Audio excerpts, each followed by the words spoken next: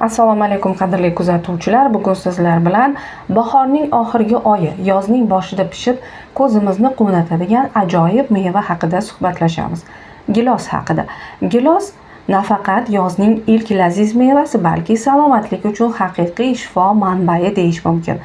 Ammo uning organizmga aynan qanday ta'sir ko'rsatishini hamma ham batafsil bilavermaydi.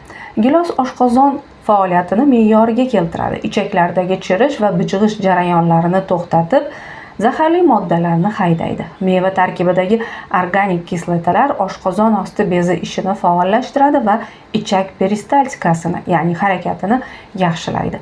Hazm tizimida yengil buzilishlar bo'lsa, mavsumda kuniga 1 kilogrammgacha gilos iste'mol qilish foydali bo'lishi ham mumkin. Lekin bu albatta organizmning o'ziga xos xususiyatlariga bog'liq. Shuningdek, mutaxassis bilan maslahatlashmasdan o'zboshimchalik bilan mevalarni ko'p miqdorda yeyish qat'iyan man qilinadi. Ortiqcha vazndan xalos bo'lishni xohlovchilar uchun bu meva tengsiz yordamchidir. Gilosga asoslangan 2-3 kunlik yengil parhez ichaklarni tozalab, metabolizmni tezlashtiradi. Bir dona gilos bor yo'g'i 5 kilokaloriya energiyaga ega. Uning 80% dan ortig'i suvdan iborat bo'lsa-da, to'qlik hissini beradi va ish qobiliyatini susaytirmagan holda vazn tashlashga yordam beradi. Meva tarkibidagi uglevodlar asosan fruktoza va glyukozadan iborat. Saxaroza miqdori juda kam bo'lgani va glikemik indeksi pastligi bois qandli diabetdan aziyat chekadigan bemorlar ham uni bemalol o'z ratsionlariga kiritishlari mumkin. Gilos kaliyga boy bo'lib, u organizmdan ortiqcha tuz va suyuqlikni chiqarib yuboradi. Bu esa yurak-qon tomir tizimi, buyraklar va jigar faoliyatiga ijobiy ta'sir ko'rsatadi. Qon bosimini me'yorlashtiradi. Shuningdek, u keksa yoshdagi odamlarni ateroskleroz xavfidan himoya qiladi. Gilos tarkibidagi B guruhi vitaminlari, xususan B5, pantoten kislotasi bo'g'imlar yallig'lanishini kamaytiradi. Shu sababli ham artrit va bo'g'imlar deformatsiyasidan qiynalayotgan bemorlarga gilos yeyish tavsiya etiladi. Tarkibidagi faol moddalar qonda sidik kislotasi miqdorini kamaytirgani bois podagra kasalligida kuniga 250 gram gilos yeyish xurujlarni sezilarli darajada kamaytirishga yordam berishi mumkin. Siydik va o't yo'llaridagi yallig'lanishlarda, buyrakda qum bo'lganda ham u shifobaxsh ta'sir ko'rsatishi mumkin. Gilos haqiqiy minerallar xazinasi. Uning tarkibida kaliy, fosfor, kalsiy, magniy, oltin gugurt, rux, marganец, temir, mis va yod mavjud. Vitaminlardan esa C, A va deyarli barcha B guruhi vitaminlari jamlangan. Yod qalqonsimon bez gormonlari ishlab chiqarilishini yaxshilab, moddalar almashinuvini tartibga soladi. Temir, kalsiy va fosfor suyak va tish to'qimalarini mustahkamlaydi. Bioflavonoidlar va antioksidantlar, xususan to'q rangli navlardagi antitsionlar erkin radikallarni zararsizlantirib, terining qarish jarayonini sekinlashtiradi. Terini taranglashtirib, unga sog'lom ko'rinish beradi. Dietologlarning ta'kidlashlaricha, bir oy davomida kundalik ratsionga muntazam ravishda 2 hissa gilos qo'shish tashqi ko'rinishda ijobiy o'zgarishlarni namoyon etishga yordam beradi. Tarkibidagi antioksidant va vitaminlar sababli gilos ekstrakti ko'plab brend kremlar tarkibiga kiritiladi. Uy sharoitida ham undan samarali niqoblar tayyorlash mumkin. Iste'mol vaqti va tavsiyalar, cheklovlar haqida. Iste'mol vaqti. Mavsum davomida har kuni taxminan 500 gram yangi uzilgan gilos yeyish tavsiya etiladi.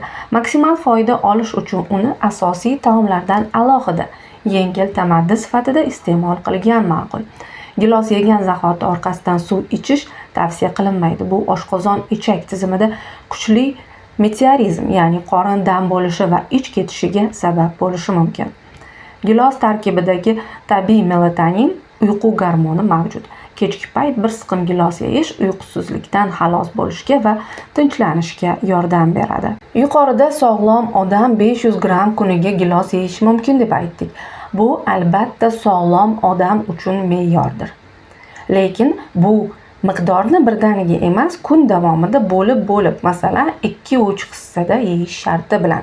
Agar 500 gramm mevani bir o'tirishda yeb qo'ysangiz, sog'lom oshqozonda ham biroz og'irlik yoki dam bo'lishi kuzatilishi mumkin, yoki bo'lmasa ich ketishi. Ammo quyidagi holatlarda 500 gramm haqiqatan ham ko'plik qiladi odamga va me'yorni kamaytirishga to'g'ri keladi. Masalan, qandli diabeti borlar uchun gilosning glikemik indeksi past bo'lsa-da, baribir unda tabiiy shakar, ya'ni fruktoza bor.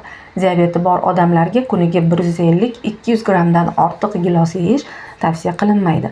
Bu miqdor qondagi qand miqdori keskin oshirib yubormaydi. Oshqozon ichak tizimi sezuvchan bo'lgan odamlar uchun me'da buzilishida 1 kilogrammgacha yeyish mumkin degan xalqona tavsiya bo'lsa-da, zamonaviy tibbiyot bunga biroz ehtiyotkorlik bilan yondashadi. Agar sizda surunkali gastrit, oshqozon yarasi yoki ichak ta'sirlanishi sindromi bo'lsa, kalitga moyillik bo'lsa, kuniga 500 gramm meva ichakni haddan tashqari faollashtirib, og'riq, dam bo'lish va ich ketishiga sabab bo'lishi mumkin. Bunday vaziyatda 200-300 gramm meva kifoyadir. Gilosning kaloriyasi past, ammo yarim kilogramm gilos yesangiz, bu organizmga qariyb 250-300 kilokaloriya va anchagina fruktoza kirishini anglatadi.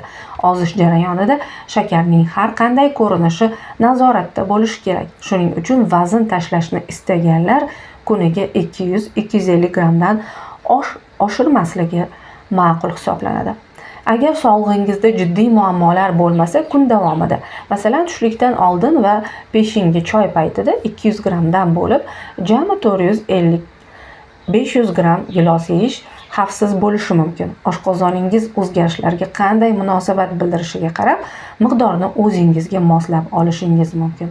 Ammo albatta surunkali kasalliklaringiz bo'lmasa, u holda esa surunkali kasalliklaringiz bo'lsa, albatta shifokor bilan maslahatlashishingiz lozim bo'ladi.